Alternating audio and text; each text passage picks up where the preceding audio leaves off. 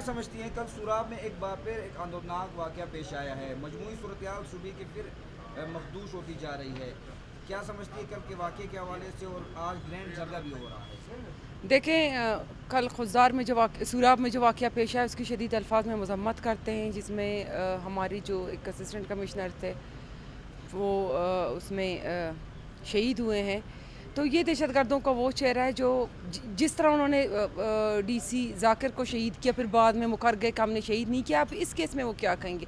आप आके बलूच ऑफिसर्स को मार रहे हैं, आप बच्चों को मार रहे हैं। ये जो दहशत गर्दी बलूचिस्तान में हो रही है और जिस हद तक वो गिरी हुई दहशत गर्दी हो रही है, इंशाल्लाह इस दहशत गर्दी का खात्मा होगा। अच्छा, बजट में जो हुकूमती दावे हैं कि हमने सेहत के शोबे में इनकलाबी इकदाम ला रहे हैं, अस्पताल जाएँ तो ख़वातीन ख्वार होती हैं, क्या कहेंगे आप इस देखिए, सेहत के शोबे में आपको बताऊं कि आपका खारान हो, डेरा बुगटी हो, दूसरे इलाके हों जहाँ इससे पहले आपकी जो हेल्थ की कंडीशन थी वो बहुत ख़राब थी, लेकिन अब वहाँ ना सिर्फ सर्जरीज़ हो रहे हैं उस हॉस्पिटल्स में, वो तमाम तर इक्विपमेंट्स, वो सहूलियात दे दी गई हैं।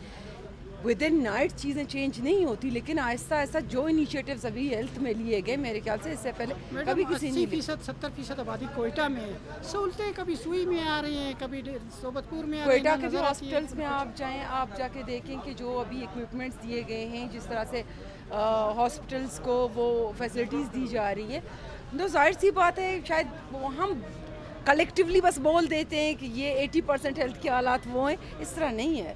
ग्राउंड पे जाएं, चीज़ें काफ़ी बेहतर है। Thank you ji.